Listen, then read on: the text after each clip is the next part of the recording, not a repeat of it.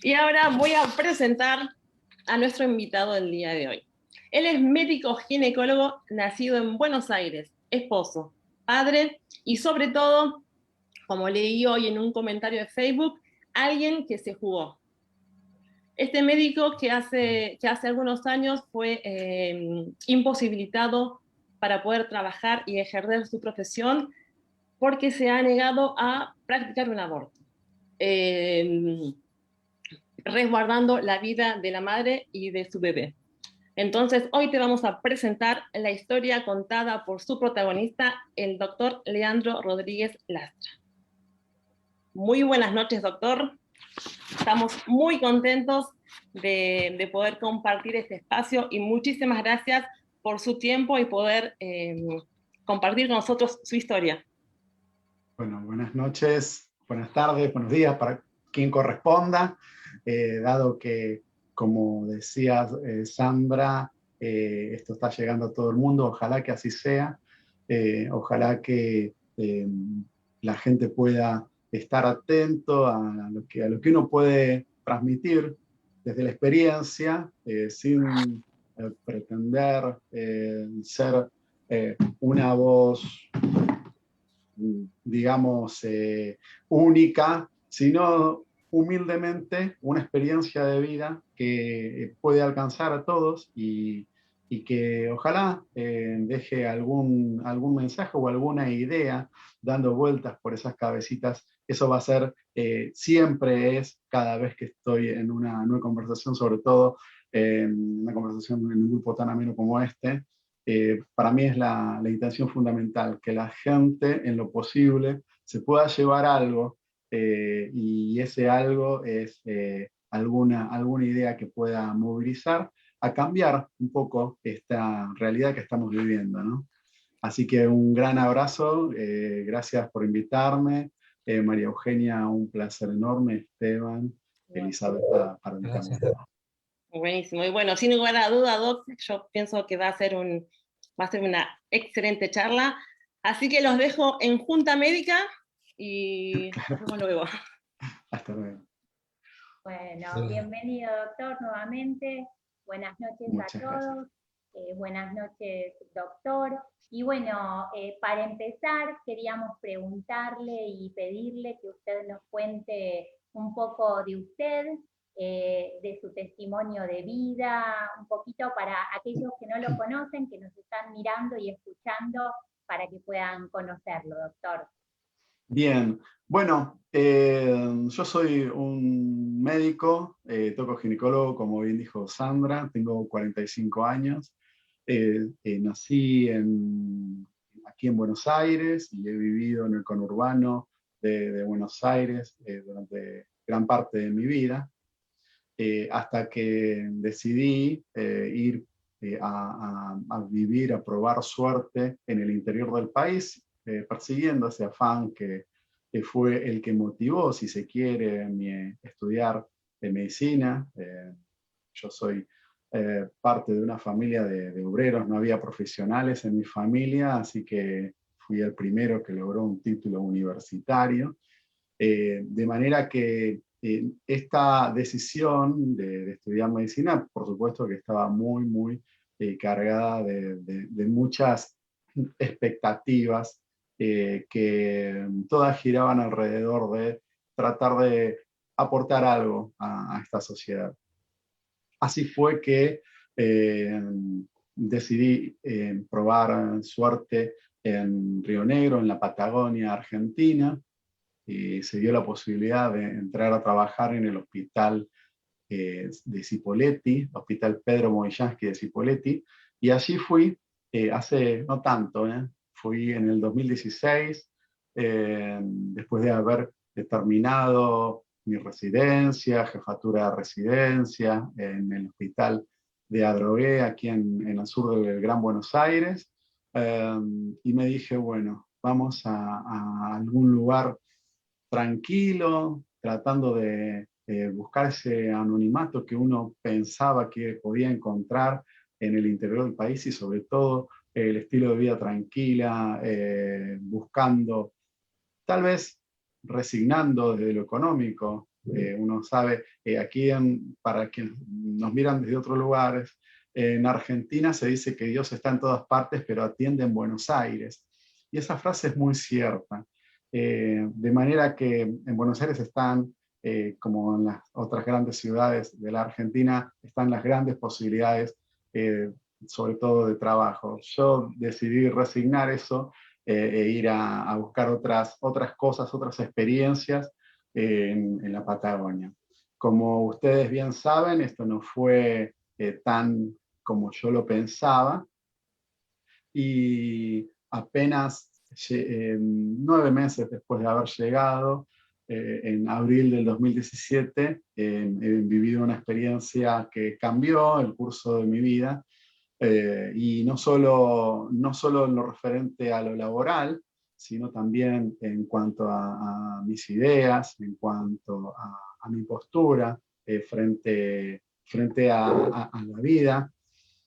Y más allá de lo duro que ha sido, eso no lo voy a negar de ninguna manera, ha sido muy duro, pero he aprendido mucho y creo que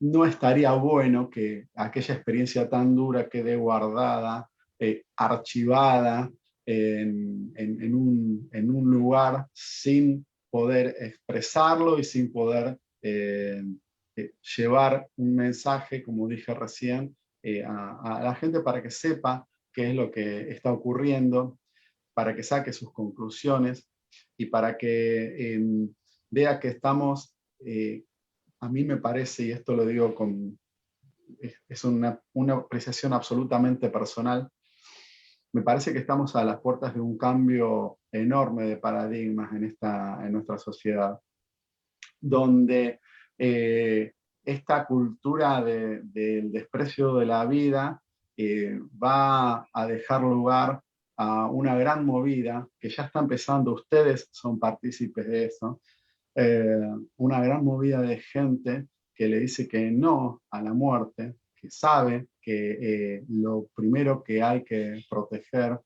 es la vida.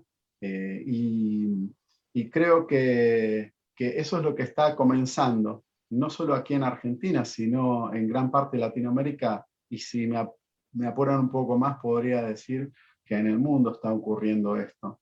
Así que sabemos que a través de la historia, si miramos los grandes sucesos de la historia, sabemos que los primeros que iniciaron las luchas, cualquiera sea, no la han pasado bien.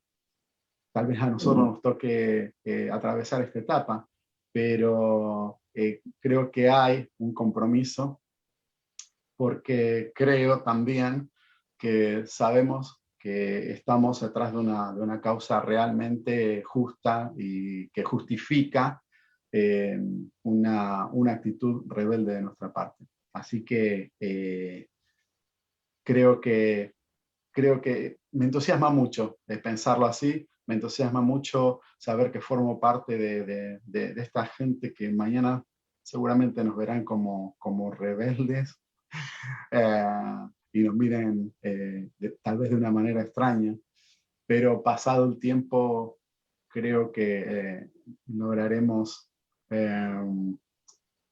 conseguir que nos den la razón. Muchas gracias, doctor. Si le parece, para aquellos que no conocen, quiere que haga un resumen del caso, un poco de cómo fue todo, y después usted nos va contando. Como usted quiera, sí. Bienvenido, Bueno, sí. El 29 de marzo del 2017, el doctor, estando de guardia, recibe un llamado de una médica del hospital de Fernández Oro, comentándole que tenían una paciente de 19 años, una paciente que había sido atendida por el Servicio de Salud Mental, que estaba cursando un embarazo no deseado producto de abuso sexual. El doctor en ese momento, debido a lo que le comentan, él pide un informe psiquiátrico de la paciente, a lo cual la médica le pasa con la psicóloga, y la psicóloga dice que eso no corresponde, y ellos toman este pedido del doctor como una negativa a realizar el aborto no punible.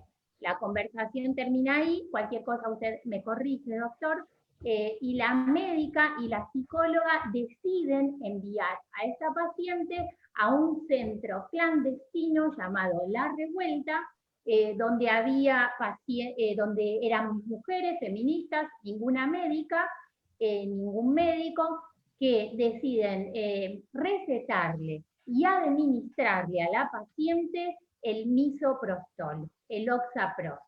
8 comprimidos de misoprostol, sin ningún, cuando en ese entonces, en el 2017 estamos hablando, el aborto en la Argentina no era legal, si bien este era un caso de aborto no punible, envían a la paciente a un centro clandestino.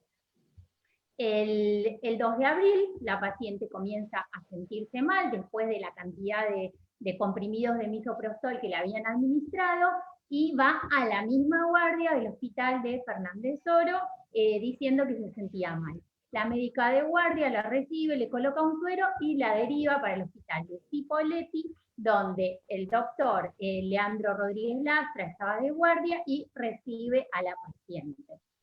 Bueno, doctor, ahí lo dejamos que usted siga contándonos. El doctor Esteban le va a hacer una pregunta. Sí. ¿Qué tal, doctor? ¿Qué tal, doctor Esteban? Leandro? ¿Cómo le va? Un placer, bien, bien. Doctor, a raíz de lo que...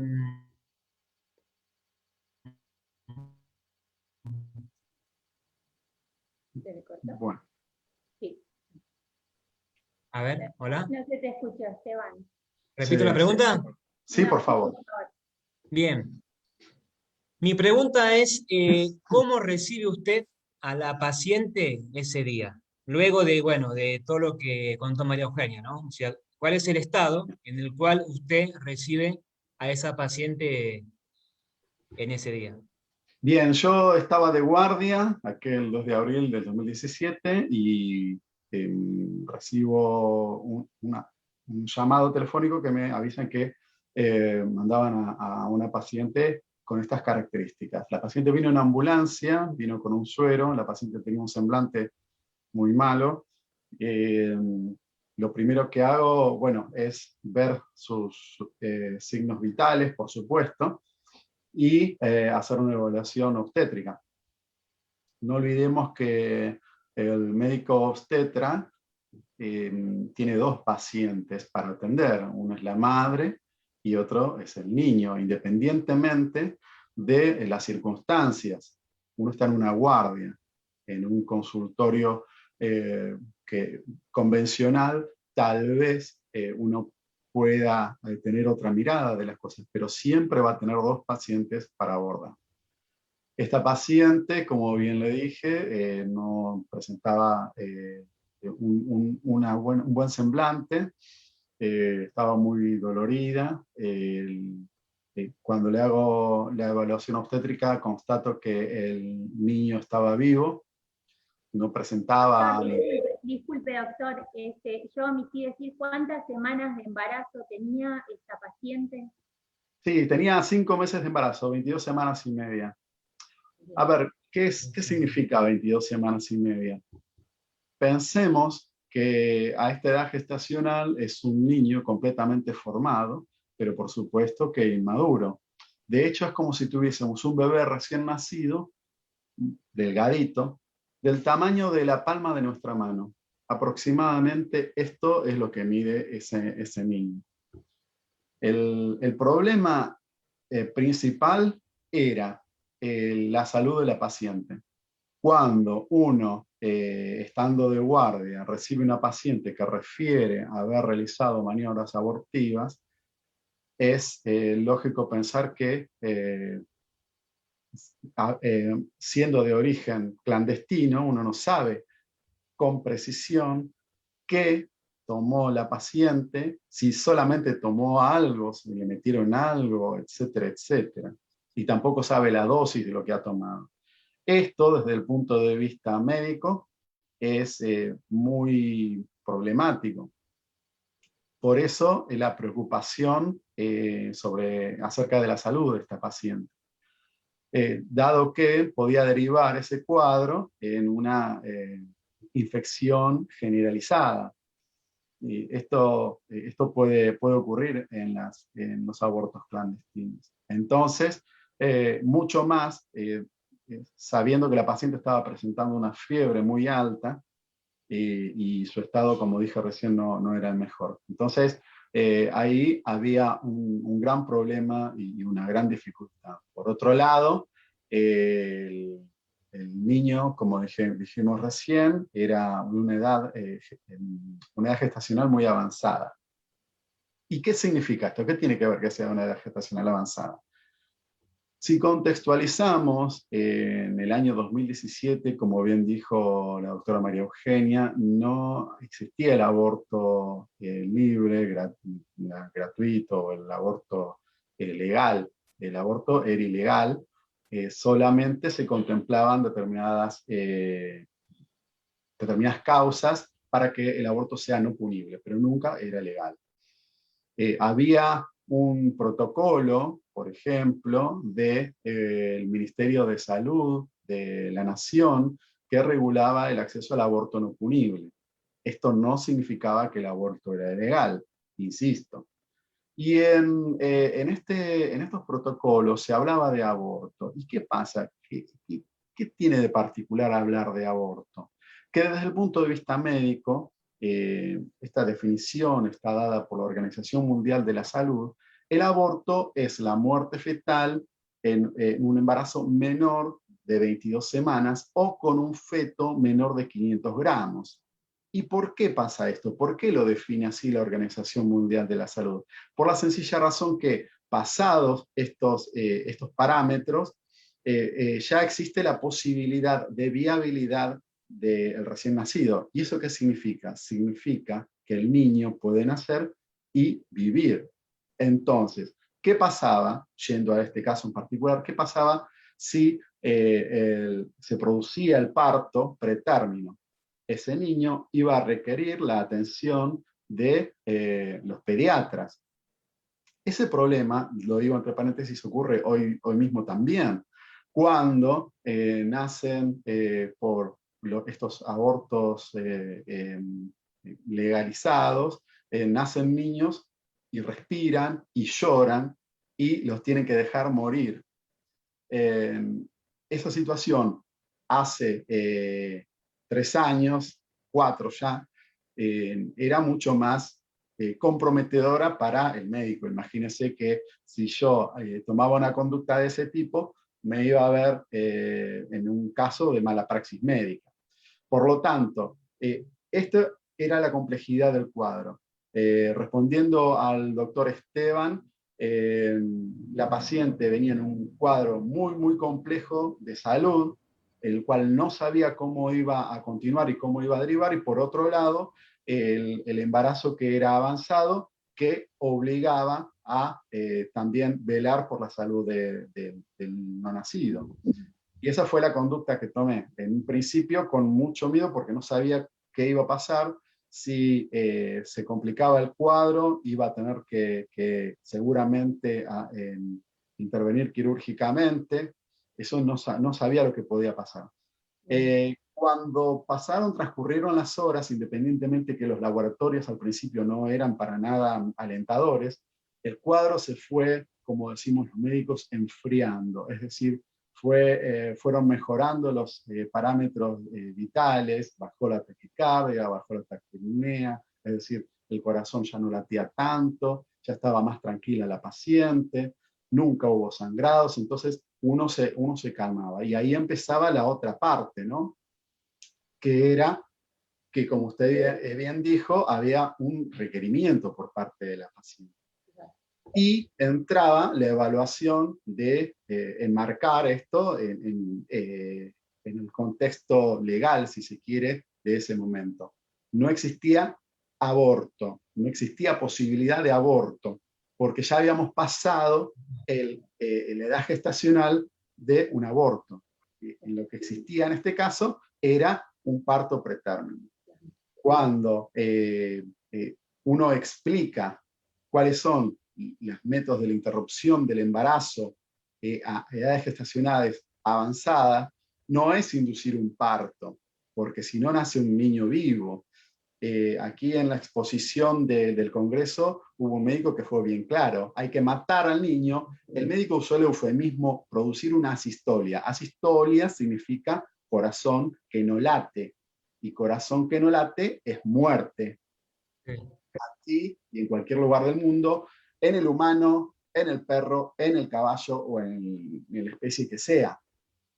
Entonces, los procedimientos para interrumpir un embarazo que ya no es aborto es matar al bebé dentro del útero y sacarlo a pedazos, porque así lo describe la técnica, que también está muy bien detallada en las guías de la Organización Mundial de la Salud. Yo no estoy inventando nada, ni estoy tratando de meter dramatismo. Estoy hablando, como siempre intenté hacerlo, desde la cuestión meramente científica, ¿sí? Dejemos de lado la parte ideológica, dejemos de lado la parte, si se quiere, sentimental, porque estamos hablando de despedazar a un bebé no nacido en el útero de su madre. Si se quiere, nos olvidamos de eso, nos quedamos en el procedimiento en sí. Y el procedimiento consta de estos pasos. Estos pasos eran imposibles de realizar en esta paciente. O sea, doctor, que vamos a repasar un poquito para los que nos están escuchando.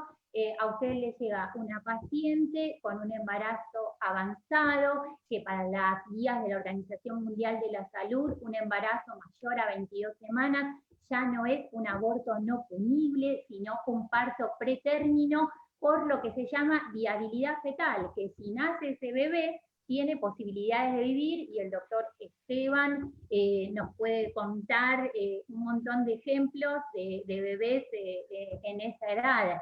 Ahora yo te doy la palabra, Esteban, para que vos nos cuentes, pero quería resumir un poquito. La paciente llega con 39,5 de fiebre, cuando el doctor le hace un laboratorio con más de 17.500 glóbulos blancos. Para los que no saben, está hablando de que en algún lado hay una infección, o si no la hay que descartarla mínimamente.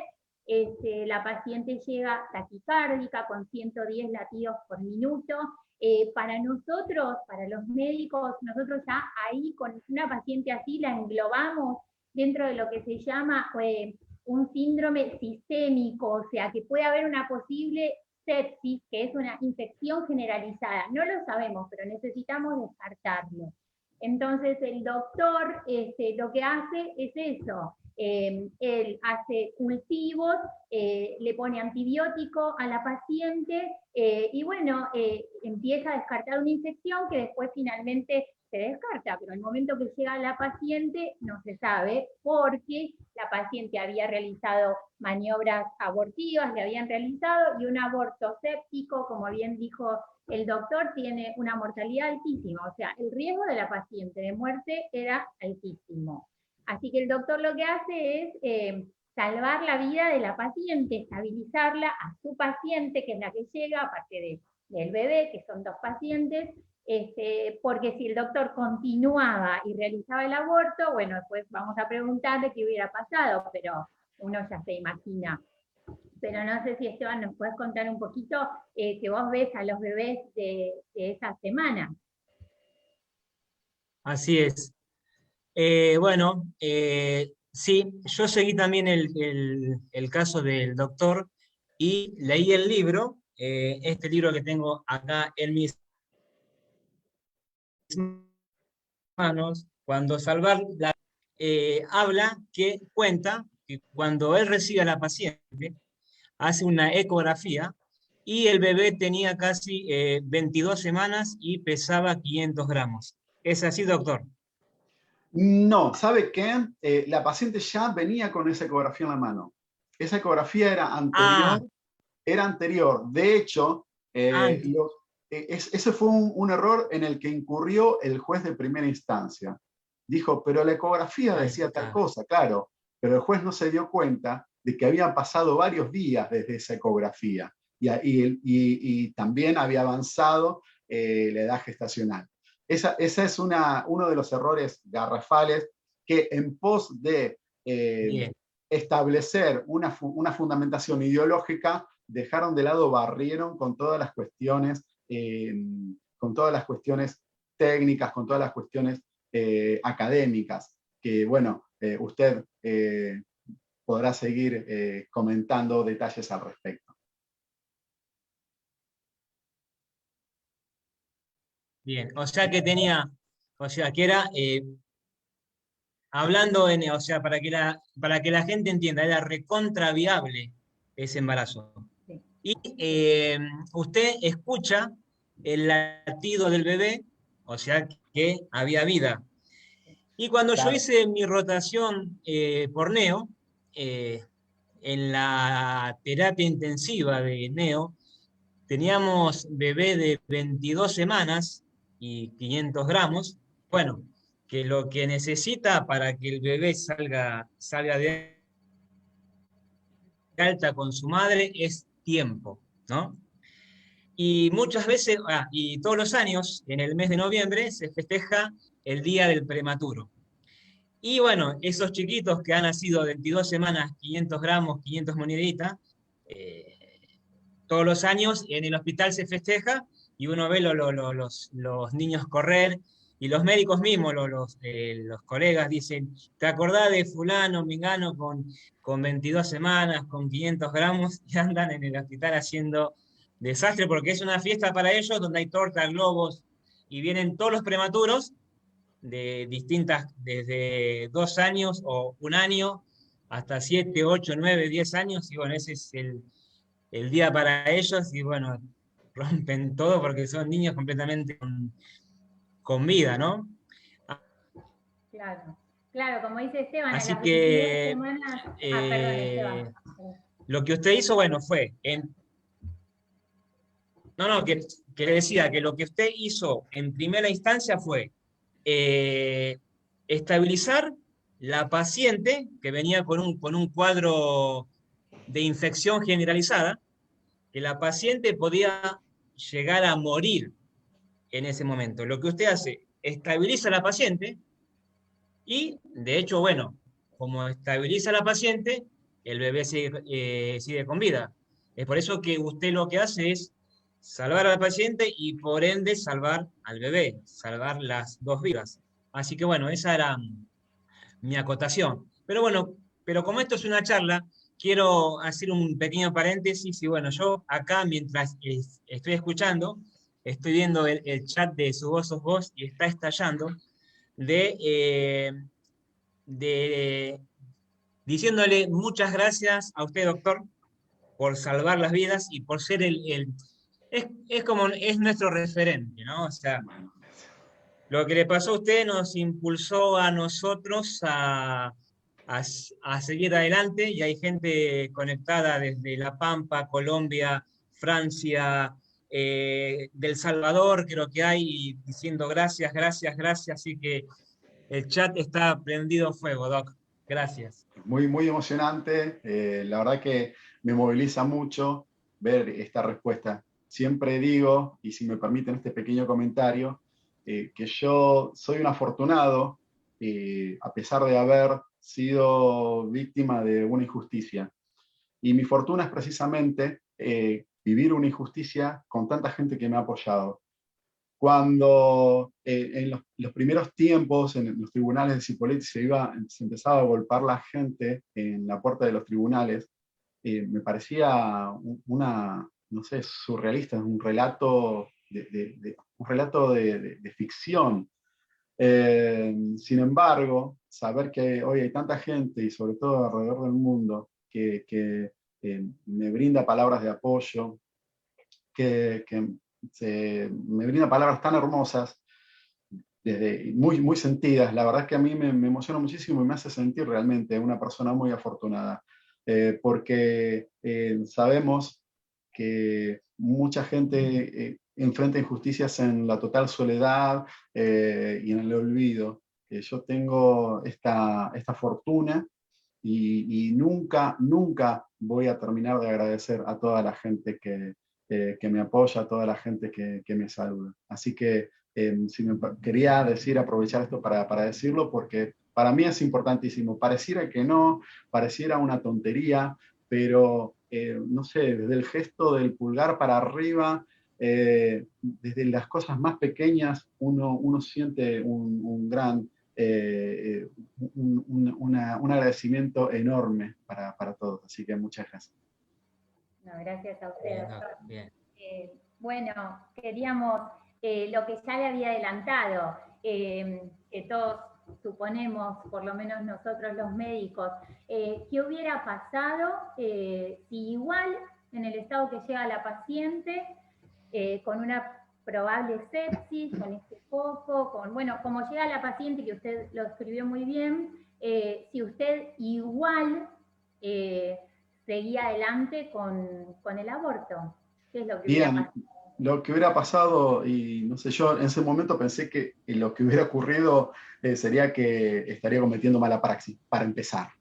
Los mismos protocolos de aborto no punible de aquel momento dejaban bien en claro la contraindicación de procedimientos en pacientes febriles, con leucocitosis, con taquicardia o con signos de infección. Literal de los protocolos, ¿no? Se ve que el juez omitió esa página de los protocolos a la hora de sentenciarme. Independientemente de esto, es muy difícil responder esa pregunta, María Eugenia, porque en medicina las cosas no son matemáticas, uno se basa por estadísticas. Como usted bien dijo, las infecciones de este tipo en los procedimientos de abortos, las sepsis, tienen una mortalidad del 80%. Si esto era lo que yo sospechaba, la paciente muy probablemente hubiese muerto. Pero, insisto, yo no me voy a rogar ningún milagro, ni mucho menos. Como le dije en su momento al juez, yo no sé si la paciente está viva gracias a mi procedimiento, pero nadie puede asegurar que ella no está muerta por mi procedimiento. Es decir, si yo hubiera procedido de otra manera, nadie puede asegurar de que la paciente hubiera estado viva. Por lo tanto, puedo decirles que el riesgo de muerte o de lesiones importantes para la paciente eran muy altas. Así que, sabiendo los resultados y sobre todo basándome en las conductas que han tomado mis colegas, porque acá hay un detalle que es muy elemental y que parece que algunos lo dejan de lado. La paciente entró el 2 de abril, pero estuvo más de 60 días internada. Y en esos 60 días fue evaluada por varios médicos. Y ningún médico tomó una conducta contraria a la que yo había tomado.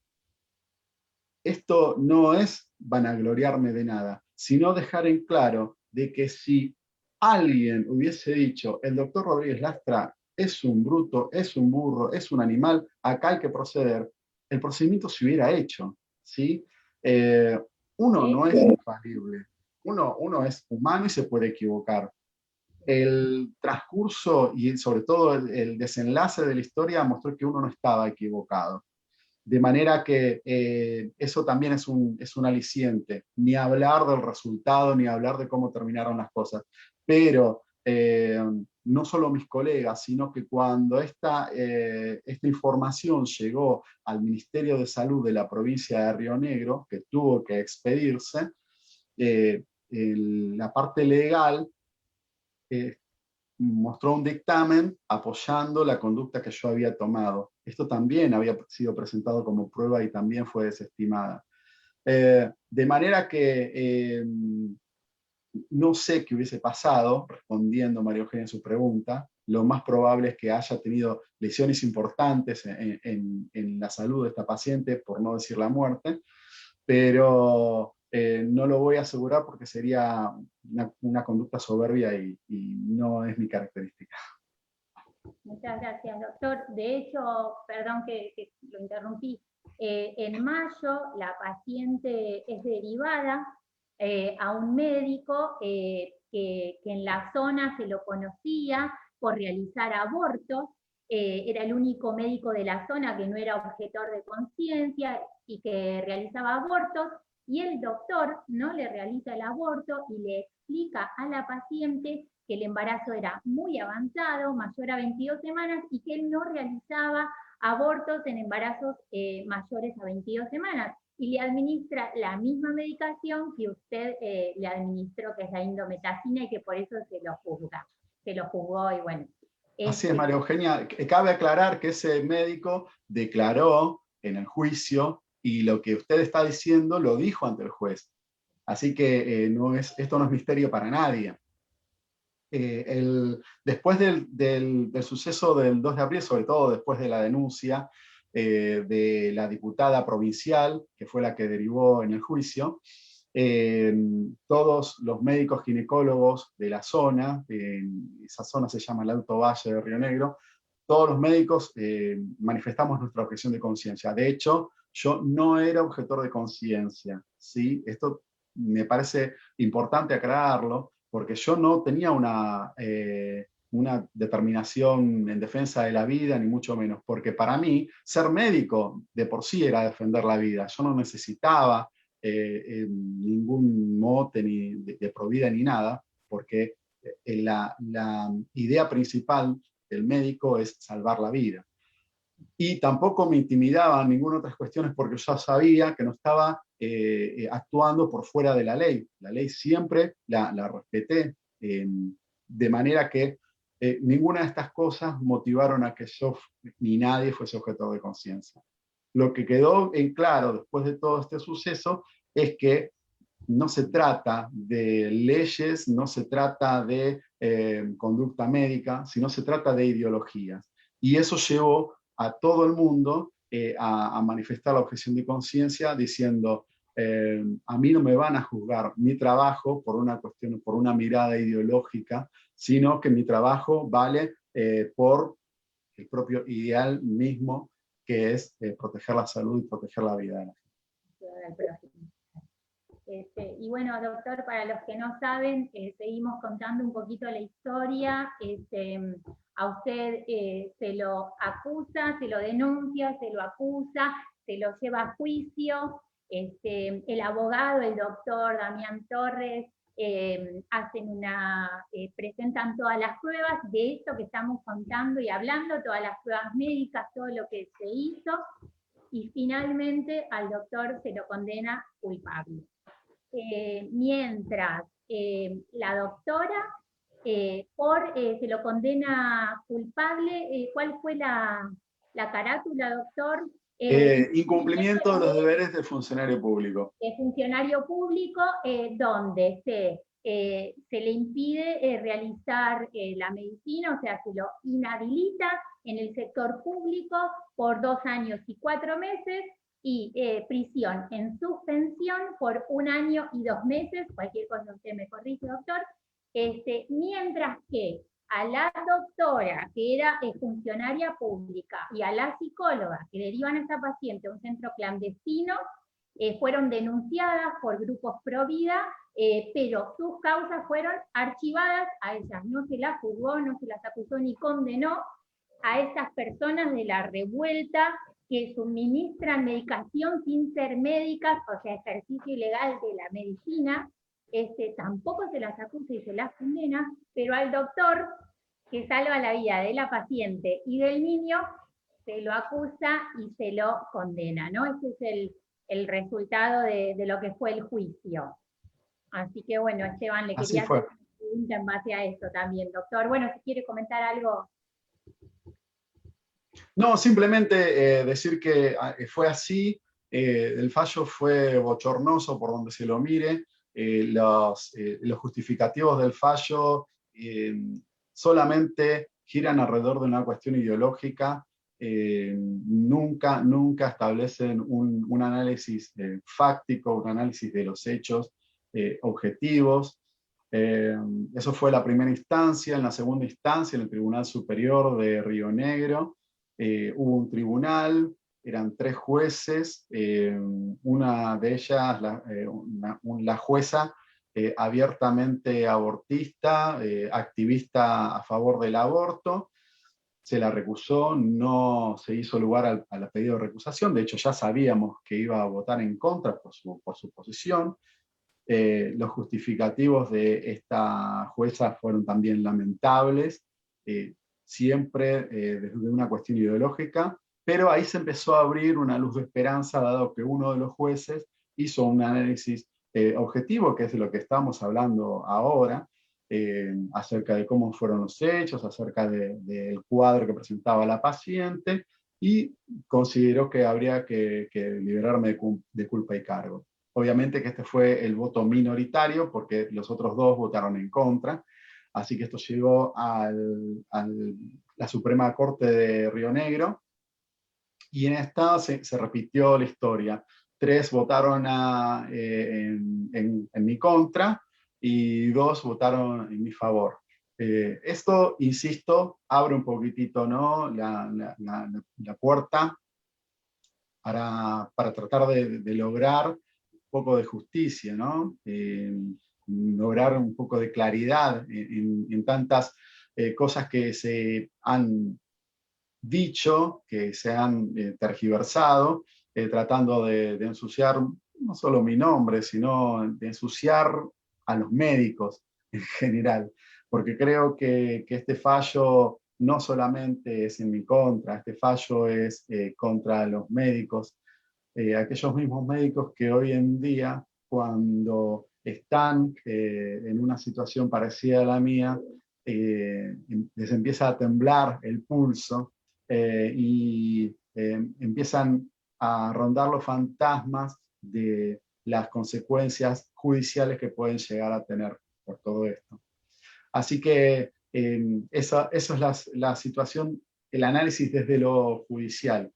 Creo, sinceramente, y esto es algo absolutamente personal, creo que la intención de juzgarme era precisamente esa, dejar en claro una sentencia ejemplar para aquellos médicos que pretendieran, en definitiva, tener un poco de ética, poner en práctica las razones lógicas y sobre todo que le habilitan el ejercicio de la medicina, y que no se opongan a esta determinación de imponer la muerte por sobre todas las cosas.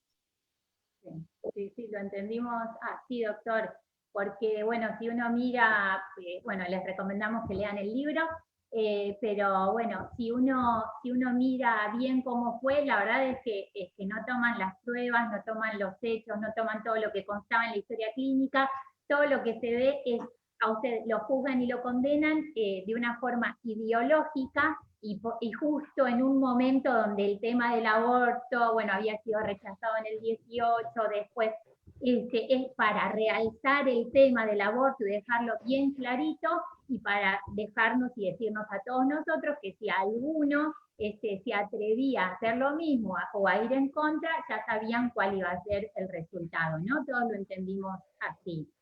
Así que sí, definitivamente. Me permite, doctora, decir una pequeña cosita acerca del libro. El doctor Esteban lo mostró recién. Me parece muy importante que se sepa que ese libro no tiene fines de dinero, ¿sí? No tiene fines de lucro, porque las ganancias por las ventas de ese libro van a la red 0800 Vida de protección del embarazo vulnerable, ¿sí? Es decir, aquellas pacientes que el Estado está dejando desamparadas, que son las que tienen un embarazo en situaciones de vulnerabilidad, se contactan con esta gente y ellos le pueden llevar alguna solución, le comentan cuáles son las alternativas antes de ir a abortar, o a decisiones que necesariamente van a dejar una lesión sobre todo en la salud emocional de las pacientes. Así que esto es muy importante. Sabemos que la situación no ha sido fácil, pero si podemos hacer algo bueno con todo esto, y es ayudar a la gente que ayuda, bueno, la determinación del doctor Torres fue buenísima, la comparto plenamente, y me parece importante que se sepa que esto no es una cuestión lucrativa, no ganamos nada, ni mucho menos. Lo que sí ganamos es que se sepa la verdad, lo que sí ganamos es que la gente tenga acceso a las partes que los diarios no difundieron, que la gente tenga acceso a saber qué es lo que realmente pasó en esas audiencias, de saber por qué nunca se habló de esta intención que tuvo la paciente en conocer o tal vez en recuperar al niño. Esas cosas nadie habló, nadie dijo nada de eso. Y creo que es una canallada no llevar, sobre todo pensando en los medios de comunicación, no llevar la verdad absoluta a la gente que realmente va a establecer un criterio muy equivocado.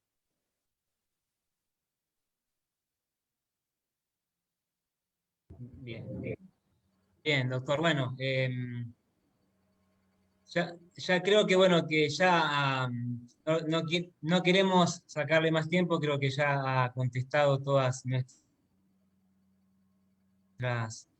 nuestras inquietudes, nuestras preguntas para que la gente conozca el caso.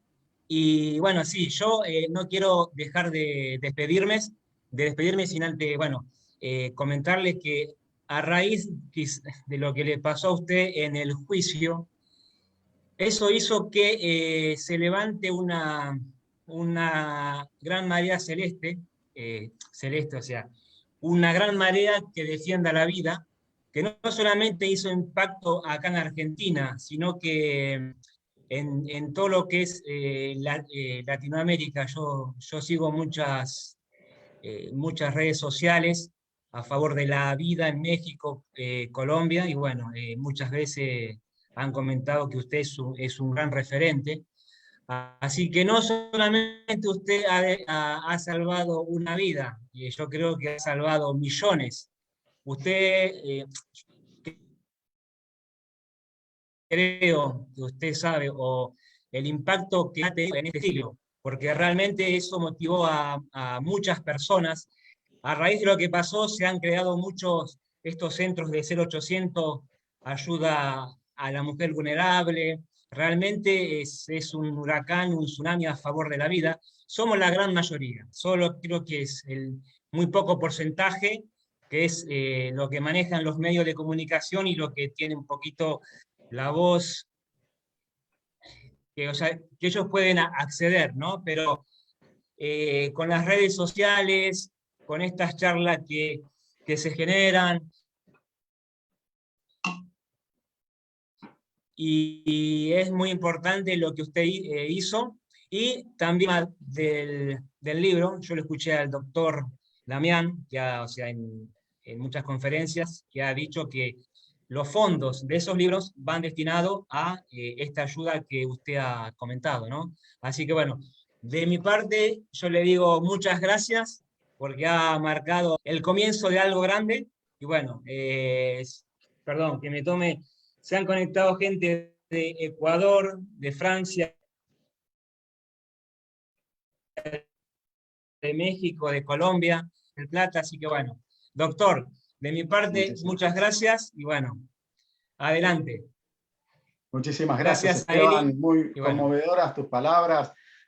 Uno no anda en esta vida pensando que salva millones de personas, ni mucho menos. Yo simplemente soy un médico, simplemente hago mi trabajo, no llevo como fundamento ningún tipo de ideología, ni mucho menos, pero la vida me ha puesto en esta situación y ante la disyuntiva de ponerme una camiseta, ante la disyuntiva de ponerme en un lugar determinado, siempre voy a estar en el lugar de defensa de la vida. No se me ocurre alternativa que justifique la muerte de nadie. De manera que muchas gracias, Esteban, por sus palabras. La verdad que son muy grosas, así que agradezco muchísimo. Y sí, si esto puede iniciar una reacción en cadena y que aquellos sectores que defendemos la vida podamos levantar la voz y decir, este es el camino, ojalá que así sea. Muchas gracias, doctor. Gracias, Doc. Bueno, Doc, para ir terminando, como dijo Esteban, el chat está prendido fuego. Le voy a leer algunos comentarios así como para cerrar. Doctor dice, gracias doctor por su valentía y permanecer firme en sus convicciones. Gracias doctor, tremendo testimonio y valentía digna de admirar y de imitar, ¿no? Y así un montón de agradecimientos, sí, agradecimientos,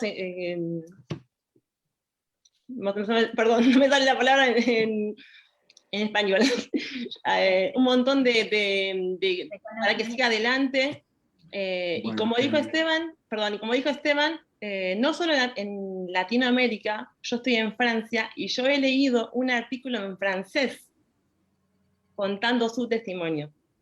Qué increíble, increíble. La verdad que el impacto de esto es increíble. Tal vez es el tiro por la culata de aquello que quisieron hacer en su momento castigando a un médico. Pues bien, no les ha salido nada bien porque esto ha movilizado a muchísima gente.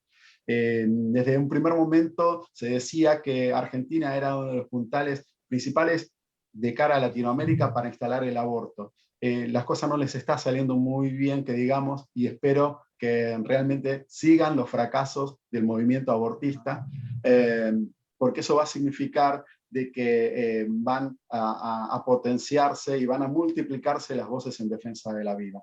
Así que es mi humilde aporte, mi granito de arena, y bueno, muchísimas gracias a todos aquellos que apoyan en el lugar donde estén, en el idioma que sea, muchísimas gracias, y sí, a seguir adelante. Esto, como dije al principio, esto es una lucha que recién comienza, y como digo siempre, es una batalla que no tiene víctimas, sino que tiene vidas salvadas, y eso es lo mejor que podemos esperar de nosotros. Buenísimo. Y antes también quería agradecer también a Elizabeth, que ha sido la interpretación en lengua de señas para que también su caso pueda ser escuchado con manos, ¿no? Así que muchas gracias, Elizabeth, Importantísimo. por tu Gracias, intervención. Eli. Y doctor, así que para terminar, muchas gracias. Yo me quiero tomar el atrevimiento de agradecerle en nombre de todos los que amamos y defendemos la vida, no solamente de Argentina, sino de todo el mundo. Y como usted dijo, usted dice siempre que usted hizo lo que tenía que hacer, ¿no? Pero gracias por haber hecho lo que tenía que hacer. Así Muchas gracias. Que... Gracias, Sandra. Gracias por tus palabras. Muchas gracias. Y bueno, Doc, si quiere terminar, así terminamos, decir unas últimas dos palabras. Simplemente agradecer nuevamente a todos los que apoyan, simplemente instar a todos aquellos que tienen alguna pequeña intención de defender la vida, hacerlo. Hay muchas maneras de cuidar al otro, y creo que ninguna de ellas justifica la muerte. Así que seamos inteligentes a la hora de saber a quién estamos escuchando, cuál es el mensaje que nos quieren dejar, y seamos firmes a la hora de decir la muerte no soluciona nada. Creo que ese es un buen comienzo, y de nosotros, de nuestra pequeña conducta, puede depender la vida de muchos. Así que muchísimas gracias a todos por su tiempo, los doctores, María Eugenia, Esteban, muy, muy agradecido por sus preguntas. Sandra, muchísimas gracias. Y Elizabeth, también a vos por ser tan amables todos. Y hasta cada momento, ojalá que esto se repita, tal vez podamos hablar de otras cosas más adelante, pero no agotemos tampoco el tiempo de la gente. Gracias a cada uno de los que prestaron un ratito de su vida para escuchar este humilde testimonio. Muchas gracias. Muchas gracias y nos vemos la próxima. Chao. Muchas gracias, doctor.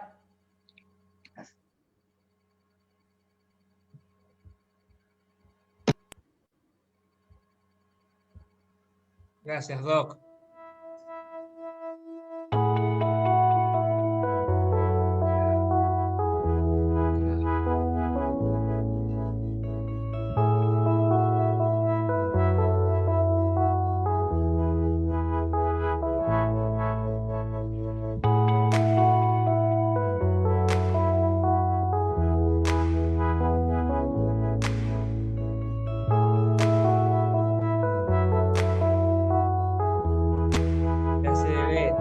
5.